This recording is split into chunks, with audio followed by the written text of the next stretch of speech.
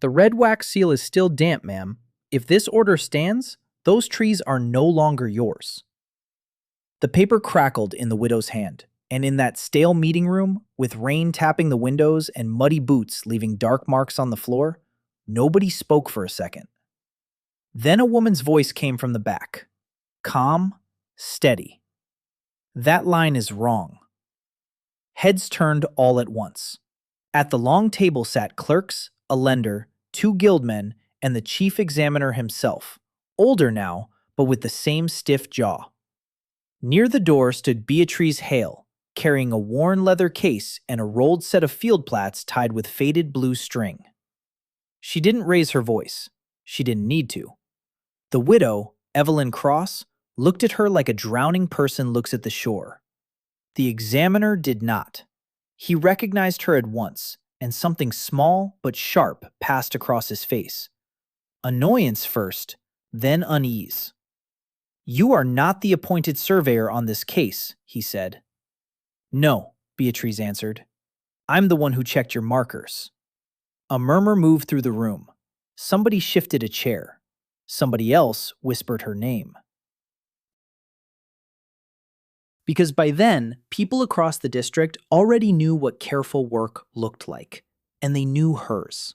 They knew she had spent years measuring land other people were too careless to understand. But to see why that room went quiet, and why the very man who once sent her home could no longer dismiss her, we have to go back to the first line she ever learned to trust. If stories about grit, dignity, and proving people wrong speak to you, go ahead and like this video and subscribe. Long before anyone argued with her in a public room, Beatrice learned that land could make kind people turn hard. Not because the ground changed, but because a line on paper could. She was 8 the first time she followed her grandfather out past the split-rail fence behind his shed. The morning smelled like wet grass and iron. He carried an old canvas bag with a measuring tape, 2 wooden stakes, and a little tin box full of yellowed sketches. Beatrice walked beside him in boots a size too big, kicking pebbles, asking questions faster than he could answer them. "Why do they fight over a strip that thin?" she asked, squinting at a hedgerow. Her grandfather pressed his boot by a half-buried stone. "Because that strip might mean water, or apples, or who can leave what to their children." That stayed with her. At home, maps and deeds did not look fancy. They looked worn, folded, smudged by hands that worked. Her father repaired gates and drainage ditches. Her mother kept the house warm with stew on the stove and clean towels drying near the oven. Nothing in that home was grand, but everything had care in it. And Beatrice grew up seeing that care had shape. Fence posts lined up, fields had edges, even a path through mud had a way of telling the truth if you looked closely enough. By the time she was in school, numbers came easy to her. But it wasn't only numbers. It was direction, distance, corners, how one mistake in a boundary could become a whole family's trouble. And one winter evening, with rain ticking softly against the window, she finally said out loud what she wanted to become. Her father set down his spoon and looked at her for a long moment, then asked one quiet question. That question stayed with her for years. Her father had asked it without a smile, without trying to soften it. "Do you want the idea of it," he said, "or the work?" The kitchen smelled like onions, broth, and wet coats drying by the stove. Beatrice was still young, but she answered fast. "The work." After that, she didn't speak about it like a daydream anymore. She studied with purpose. While other students rushed through figures and copied diagrams just to be done, she kept her pages neat, checked her sums twice, and learned how old deeds could hide trouble in plain language. She liked the parts other people found dull: bearings, angles, offsets, notes in the margins that could change a contested boundary line by a few feet and turn neighbors into enemies. As she got older, she trained wherever she could. She spent long mornings in scrub fields, came home with burrs stuck to her socks, and learned to hold the rod steady in wind that cut through her jacket. She also met Owen Pike there, a younger trainee with quick charm and shaky hands. He was friendly enough, but he had a habit of guessing when he should have measured. "You're rushing," Beatriz told him once, tapping his notebook. "I'm getting the feel of it," he said with a grin. "You don't get the feel of land," she answered. "You check it." He laughed then. She didn't. By the time the guild exam came around, she had stronger notes than most of the class, cleaner field plats, and the kind of calm that only comes from doing hard things often. She pressed her shirt that morning, polished the mud off her boots, and walked toward the guild hall, believing she had earned her place. Then the chief examiner opened her file and frowned. The room had gone still in that particular way official rooms do, where even the scratch of a pen sounds sharp. The chief examiner turned a page, then another. Beatriz could hear the faint rasp of paper under his thumb. Her marks were strong. Her training hours were there. Her field notes were clean. He asked her technical questions first, and she answered every one of them without stumbling. Distances, legal descriptions, reference markers, how to resolve a disputed fence line when two deeds didn't match. She knew it, all of it. Then his tone changed. "And if you're sent out for 3 days in bad weather?" he asked. "I go," Beatriz said. "And if the ground is rough?" "Then it's rough." One of the men at the side table gave a tight little smile. The examiner leaned back in his chair, folded his hands, and looked at her as if all the numbers in her file suddenly meant less than the fact that she was sitting there in a pressed shirt with mud-polished boots. "Miss Hale," he said, "fieldwork is no place for a woman." Just like that. No raised voice, no apology, only a sentence dropped cold between them, as if it had always been waiting. He told her the guild would not certify her for district work, said she might pursue drafting, clerical support, indoor records, something more suitable. Beatriz felt heat rush up her neck, but she did not beg. She picked up her folder, nodded once, and walked out past the smell of ink, damp wool, and old wood polish. Only when the door shut behind her did her hands begin to shake. She had barely reached the steps outside when she heard two apprentices talking near the rail. "They gave Pike the license," one of them said, and for the first time that day, she stopped walking. She stood there on the stone steps with her folder pressed against her ribs, as if holding it tighter might change what she had just heard. Owen Pike. The same young man she had corrected, helped, and walked through field notes more than once. She did not go back inside. She did not make a scene. By the time she reached home, the late light had gone gray, and the house smelled like fresh bread and damp earth from her father's boots by the door. Her mother took one look at her face and said nothing at first. She only pulled out a chair. Her father listened with both hands around a chipped mug, his brow set low. Beatriz told them everything: the exam, the sentence that had shut the door, and the name she heard on the steps.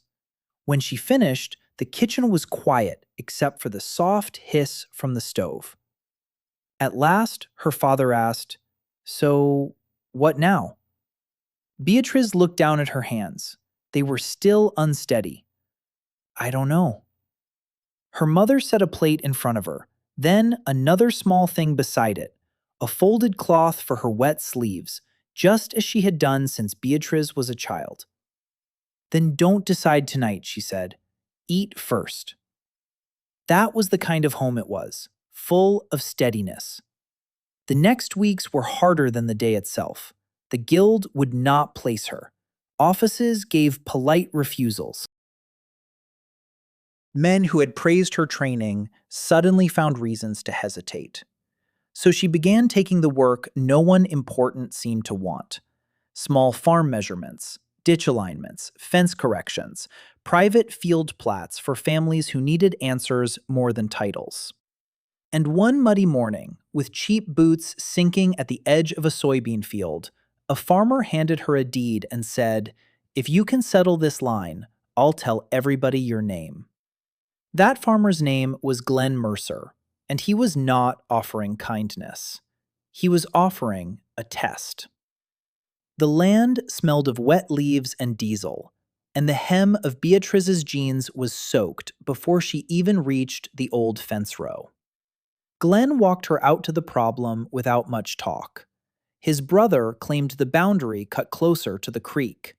Glenn said the deed proved otherwise. Between them stood 3 leaning posts, a rusted wire line, and years of stubborn memory. "Everybody's got an opinion," Glenn muttered. "I need the truth." So she gave him work, not charm. Beatriz knelt in the mud, brushed dirt away from a buried stone, checked old bearings against the deed, then checked them again against the ground itself. She followed the slope, watched where runoff had cut the soil, and noticed what the men arguing about the land had missed. The creek had shifted over time, but the original reference point had not. By noon, her fingers were cold, her notebook edges curled with damp, and she had the answer. When she explained it, both brothers frowned first. Then they went quiet. Glenn looked at the sketch, then at her. "You're sure?" She held up her notes. These field plats matched the deed. The fence was moved, not the line. He let out a long breath through his nose. "Well, I don't like it, but I believe it." That was the beginning. After Glenn, another farmer called, then another. Small jobs, low pay, long days. Beatriz took all of them. And as she worked, she started seeing something else across the district. Official maps signed too fast, corners accepted too easily, lines that felt careless. Then, one afternoon, a contractor unfolded a stamped survey on his truck hood, and the moment she saw it, her stomach dropped. She knew it was bad before she knew exactly why. The paper flapped against the truck hood in the wind, and Beatriz pinned one corner with her palm. The contractor, a tired man named Russ, stood beside her smelling of sawdust and engine oil, waiting for a simple answer. But the more she looked, the quieter she got. "This can't be right," she said at last. Russ frowned. "It's stamped." "I can see that." The survey had shifted an access easement just enough to create trouble where there shouldn't have been any, just by a little. But that was how real damage started in land work. Not always with huge mistakes, but with small, careless ones that kept getting copied until everybody forgot where they came from. Beatriz traced the notes with one finger. The references were thin. The checkpoints were weak. The line had the look of someone measuring to finish, not measuring to know. And down at the bottom was the signature she feared it would be: Owen Pike. She folded the sheet slowly and handed it back. "You need this checked again." Russ gave a dry laugh. "By who? He's district certified." That stung, but not for long, because by then she had already started learning a different lesson. If titles did not guarantee care, then care itself had to become her proof. So she kept working, days in the field, nights at home under a yellow lamp, manuals spread across the table, teaching herself total station and drone mapping from borrowed guides and worn videos. Her mother would bring tea and say, "You're still up?" And Beatriz would only nod, eyes fixed on the screen. Weeks turned into months. Her plats got sharper, her name spread wider. Then, one evening, there was a knock at the door. And a teenage girl stood there, holding a notebook to her chest. When Beatriz opened the door, the girl nearly dropped her notebook. She couldn't have been more than 16. Freckles, wind-reddened cheeks, hair pulled back in a way that said she had come in a hurry. "Sorry," she said, glancing past Beatriz at the rolled maps by the wall. "I'm Mara. Mr. Mercer said you might, maybe need help sometimes." Beatriz looked at the notebook first. Clean pages, careful handwriting, little sketches in the margins of fence corners and tree lines. That told her more than the girl's nervous voice did. "Help with what?" Beatriz asked. Mara swallowed. "Anything. Carrying stakes, writing notes, learning." From the kitchen, her mother set down a cup with a soft click and wisely stayed out of it. The truth was, Beatrice did need help. Not much yet, and not officially, but work had been spreading faster than she could answer it. Property splits, drainage questions, family plots needing to be checked before someone signed the wrong thing. People had started asking for her by name, and not in a doubtful way anymore. So Mara began coming on Saturdays. At first, she carried gear, logged weather, and held the rod while Beatrice checked lines. But she watched closely, too closely to fake interest. She asked why one marker mattered more than another, why an old oak root could reveal where a fence had once run, why a map could look neat and still be wrong. And Beatrice, without planning to, began teaching. That changed something in her. The work was no longer only survival. It was becoming shape, rhythm, even trust. She started keeping copies of questionable surveys, noting patterns, building her own record of the mistakes others wanted ignored. Then, one cold afternoon, as she and Mara were packing up near a gravel lane, they saw a woman walking toward them with a folded notice in both hands. And tears she was trying very hard not to let fall. Beatriz saw the paper before she saw the woman's face. It was crumpled from being opened and folded too many times, the edges gone soft from nervous hands. Mara stepped back instinctively, and Beatriz took the notice gently. The woman tried to speak, stopped, and pressed her lips together until she could manage it. "My name is Evelyn Cross," she said. "They say part of my orchard isn't mine anymore." That word, orchard, made Beatriz look up at once. Evelyn explained it in pieces. Her husband had died 3 winters earlier. Since then, she had kept the place going herself, row by row, season by season. The apples were not just trees. They were loan payments, food, pruning schedules, crates in the shed, and a future she was still trying to hold together with sore hands and too little sleep. Now an official survey had marked a section of her land, inside a parcel flagged for seizure over someone else's debt. Mara's eyes widened. Beatriz kept reading. The stamp was real. The language was formal. But the more she studied the sketch attached to the notice, the colder she felt. The line cutting through the orchard had that same careless look she had started recognizing. Too neat, too easy. As if someone had trusted old records without checking whether the ground still told the same story. "Can you help me?" Evelyn asked, barely above a whisper. Beatrice did not answer quickly. She had learned not to promise before measuring, but she also knew this much already. If that line was wrong, the damage would not stop at paper. She folded the notice carefully and said, "Take me there at first light." And when dawn came, with frost silvering the grass and the orchard standing silent under a pale sky, Beatrice found the first marker and felt her pulse jump. The marker was wrong. Wrong. It sat in the ground like it belonged there, iron-capped and official-looking, with frost clinging around its base. But the moment Beatrice checked its position against the deed and the old orchard rows, she felt that hard little click in her mind that told her something was off. Mara saw it on her face. "What is it?" Beatrice crouched lower, brushed away more dirt, and looked toward the slope beyond the trees. "If this point is being used as the reference," she said, "then somebody trusted the wrong monument." Evelyn stood a few steps back in a wool coat, hands tucked tight under her arms against the cold. Can you tell already? Not enough to say it out loud, Beatriz answered. Not yet. So they worked.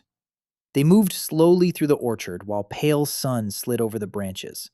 Fallen apples had gone soft in the grass, sweet and sour at once. Mara logged notes. Beatriz checked bearings, old fence remnants, drainage fall, and the spacing of the rows. By midday, she was no longer only measuring Evelyn's land. She was following a trail, because once she extended the line outward, it began touching other records she had seen before, other sketches, other corners, other surveys that had never felt right. Back home that night, with lamplight warming the walls and her mother setting soup near her elbow, Beatriz spread everything out again. Old copies, new notes, aerial overlays from her drone practice. She barely touched the food. Her father watched her for a minute, then asked, "Is it just the orchard?" Beatriz kept staring at the papers. "No," she said quietly. I think this reaches much farther than that.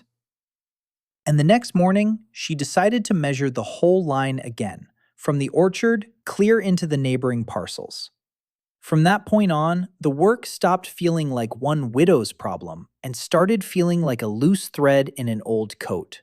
One you pull, and half the seam comes with it. Beatriz and Mara spent 2 more days tracing the line beyond Evelyn's trees. Cold wind came hard across the open parcels, carrying the smell of damp soil and wood smoke from distant chimneys. They checked old corner notes, compared fence remnants, and matched them against copies Beatriz had saved from other jobs. By the second afternoon, the pattern was too plain to ignore. The same bad reference point had been used again and again. Enough records, not every one, to skew a contested boundary line here, an access strip there, a drainage right somewhere else. Small errors stacked over years until they looked official simply because they were old. Mara stared at the papers spread across the tailgate. So Evelyn's orchard isn't the only one? No, Beatriz said. It's only the one they finally pushed too far. That night, she built the cleanest file of her life. Notes in order, photos labeled, measurements cross-checked, a plain language summary on top, because she knew truth had to be understandable, not just correct. Her mother brought in tea and stood behind her chair for a moment, reading over one page without speaking. Her father finally asked, "You taking this to the guild?" Beatriz looked at the stack, then at the notice lying beside it. "Not to the guild," she said. "To the review board." And the next morning, when the clerk broke the seal on her submission, his expression changed before he said a single word. After that, things began moving faster than anyone in the house had expected. The review board called for a hearing within the week. Within the week! That alone told Beatriz her file had landed hard. By then, word had already started slipping through town in that quick, sideways way it does. A widow's orchard. A wrong line. Questions about old records people had grumbled about for years but never knew how to challenge. On the morning of the hearing, the hallway outside the chamber smelled like wet coats and old varnish. Mara carried a case of notes so carefully you'd think it held glass. Evelyn sat with both hands wrapped around each other, thumb rubbing the edge of her sleeve until the threads lifted. Beatriz looked calm, but calm and easy are not the same thing. Inside, the officials began with Evelyn's parcel. Beatriz answered plainly. She walked them through the marker, the row spacing, the deed language, the neighboring tie-ins. Then, one board member asked the question that changed the room. "If this reference point is wrong," he said, tapping the page, "how many certified surveys may depend on it?" Beatriz paused only a second. "I can show you examples." And she did. One by one, she laid out copies from her own records. Not accusations, evidence. Field plats that didn't reconcile, lines that drifted, Signatures placed where fresh checks should have been. She never once raised her voice. She didn't have to. The papers were louder than that. Across the room, Owen Pike sat rigid, staring at the table. The chief examiner tried to interrupt twice. The board chair stopped him both times. Then the chair looked down at the stack, looked back up at Beatriz, and said, "We are opening a full audit of district records, effective immediately." From there, the whole district seemed to tilt. What had started with Evelyn's orchard spread into kitchens, barns, courthouse counters, and job sites. People brought out old folders tied with string, rolled surveys from drawers, and copies of maps they had never fully trusted. Some came angry, some embarrassed, some just confused. Beatrice took them all the same way, one sheet at a time, one line at a time. The audit moved quickly because it had to. Too many records touched too many lives. Access roads, drainage routes, family splits that had been signed under wrong assumptions. Even Owen's name showed up again and again, attached to lines he had approved without enough care. The guild tried to talk about workload, timing, inherited mistakes, but by then, excuses sounded thin. And in the middle of that storm, something else was happening. Beatrice was no longer working alone. Mara was with her every day now, sharper each week, handling notes, checks, and equipment with growing confidence. A retired field hand named Mr. Larkin offered to help recover old marker histories. A records clerk asked if she needed someone to sort copied plats and match them to deeds. Without announcing it, without calling it a business plan, she was building a real firm out of trust. At home, the spare room filled with tubes, boots, tripods, and stacked files. Her mother only laughed softly and said, "Well, I suppose the house has changed careers too." Then, just as the audit reached its largest findings, a letter arrived stamped with the provincial seal. Beatriz opened it standing by the window. She read the first line once, then again. Mara, watching her face, whispered, "What is it?" Beatriz lowered the page slowly. "They're asking me," she said, voice barely steady, "to take charge of redrawing the official district cadastre." She accepted. Without a speech or any need to be seen doing it, Beatriz took charge of the redraw the way she had taken every job that mattered, by checking, walking, comparing, and refusing to let old laziness pass for truth. The province put her team in charge of rebuilding the records parcel by parcel. And before long, the same people who once waited for guild stamps were waiting for her mark instead. Evelyn's orchard was restored to its rightful line. Other families got corrected maps too. Roads were fixed on paper before they became fights in mud. Drainage rights were set straight. The work grew, and so did the people around her. Mara learned fast. Mr. Larkin stayed on longer than anyone expected. The files that once crowded a spare room became shelves in a proper office, then crews in the field, then a name spoken with trust across the region. The guild never gave her back the years it cost her. Some losses do not return. But the land did something honest in the end. It held the marks of whoever cared enough to measure it right. One spring morning, after the last corrected section was filed, Beatriz drove out before sunrise to Evelyn's place. The air smelled like wet bark and cold grass. Tiny white blossoms had opened across the orchard in the pale light, row after row, exactly where the line said they belonged. She stood there with dirt on her boots and wind in her hair, and for a quiet moment, that was enough. Back at home, her mother opened the door, saw the mud on her cuffs, and smiled before saying a word. If this story stayed with you, leave a like and subscribe if you want more long-form stories about people who earn their place the hard way.